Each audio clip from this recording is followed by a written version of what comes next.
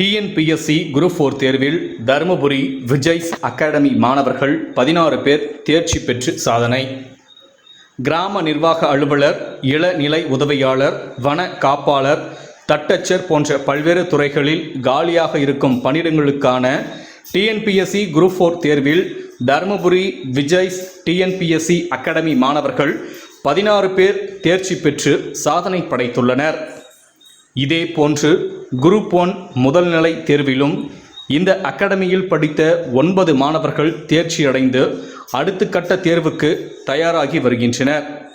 இந்த அகாடமி தொடங்கிய முதல் ஆண்டிலேயே இந்த சாதனை படைத்த மாணவர்களுக்கு பாராட்டு விழா நடைபெற்றது. விழாவுக்கு அகாடமியின் தலைவர் டிஎன்சி இளங்கோவன் தலைமை தாங்கி சாதனை படைத்த மாணவர்களுக்கு பொன்னாடை அணிவித்து வாழ்த்து தெரிவித்தார்.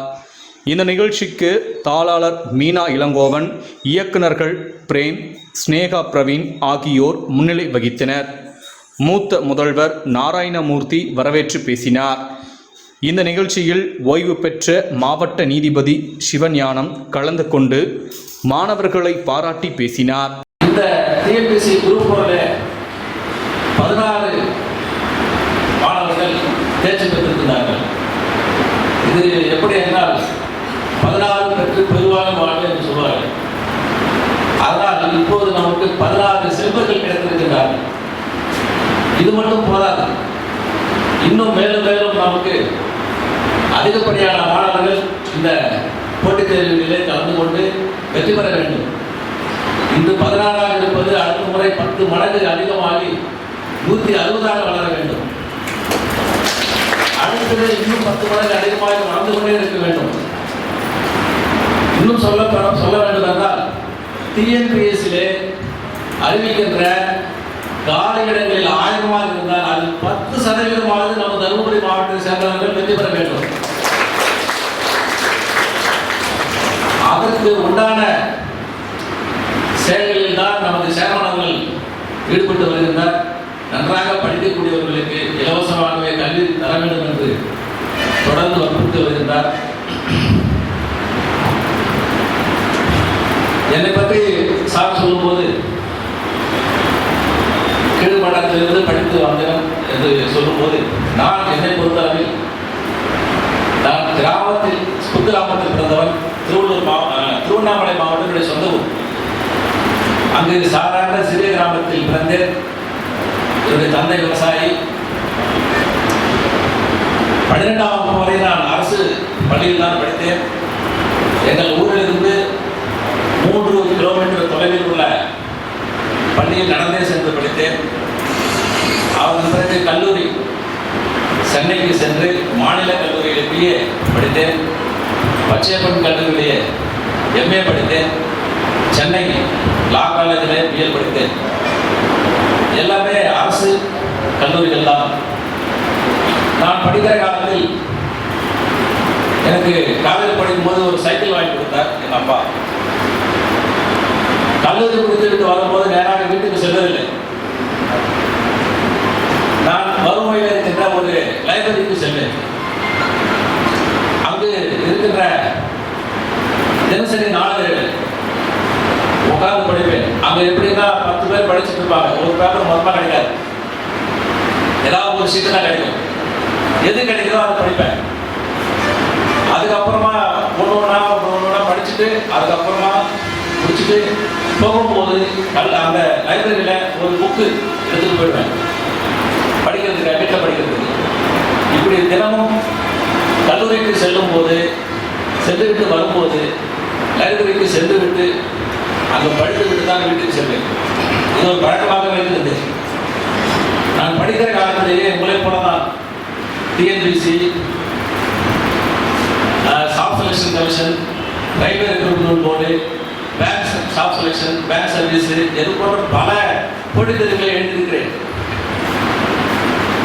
அது நான் பாஸ் பண்ணலை. அது என்னன்னு தெரியல, பாஸ் பண்ணலை. ஆனால் ஒரே நேரத்தில் குரூப் 2 எக்ஸாமில் பாஸ் பண்ணேன். நீதிபதி பதவிக்கு நான் எக்ஸாமில் பாஸ் பண்ணேன்.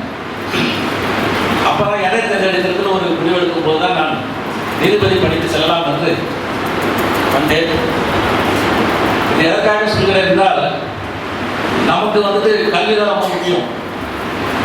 கல்லூரி படிப்போ அல்லது பள்ளி படிப்போ மட்டுமே முடித்து விட்டால் அந்த காலத்தில் அது வேலை கிடைத்தது. எங்களுக்கு முன்னாடி இருந்தவங்களாம் +2 SSLC, அதுக்கப்புறமா HSC, அப்புறம் காலேஜ் போகும்போதே வேலைக்கு செல்லுவார்கள். நான் கல்லூரியில் லா காலேஜில் படிக்கும் போதே படிக்கிற காலத்திலே என்னுடன் படித்த 4 பேர்கள் போட்டித் தேர்வுகள் எழுதி வேலைக்கு சென்று விட்டார்கள். தொடர்ந்து அவங்களால் படிக்கவில்லை. அது அப்போது இருந்தது. இப்போ அப்படி கிடையாது. கல்லூரி படிப்பு மட்டுமே முடித்துவிட்டு வேலைக்கு சென்று விடலாம் என்று எண்ண முடியாது. அதுக்கு வாய்ப்பு குறைவு. ஆனால் இப்போது போட்டி உலகம். இந்த போட்டி உலகத்தில் நாம் வெற்றி பெற வேண்டும், வேலைக்கு செல்ல வேண்டும் என்றால் இது போன்ற கல்வி நிலையங்களுக்கு, பயிற்சி நிலையங்களுக்கு வந்து பயின்றால் மட்டும்தான் முடியும் என்ற சூழ்நிலை. ஏனென்றால் நிறைய இடத்திலே இப்போ பயிற்சி நிலையங்கள் செயல்பட்டுக் கொண்டிருக்கின்றது. போட்டி அதிகமாக கொண்டிருக்கிறது.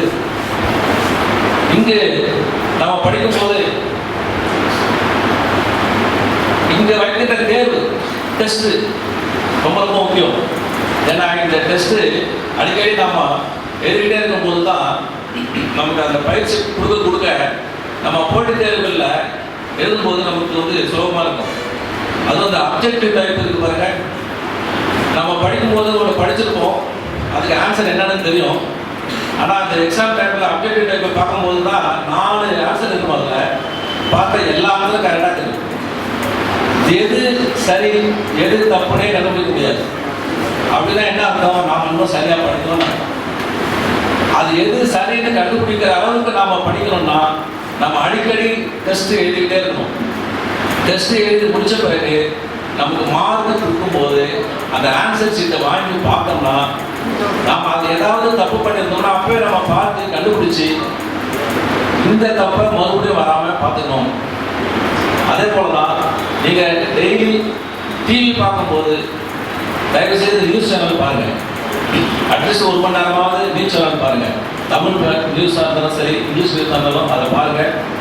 அதே போல் ஒரு 1/2 மணி நேரமாவது ஏதாவது ஒரு நியூஸ் பேப்பர் படிங்க. அந்த நியூஸ் பேப்பரில் இருக்கிறதுல சும்மா மேம்பாக்க படிக்கிறது மட்டும் இல்லாமல் அதில் இருக்கிற இன்னைக்கு நடப்பு என்னங்கிறத புரிஞ்சுக்குங்க. அதுக்கப்புறமா நீங்களே அதில் அந்த நியூஸ் பேப்பர் வச்சு ஒரு 10 கொஸ்டினாவது ரெடி பண்ணுங்கள்.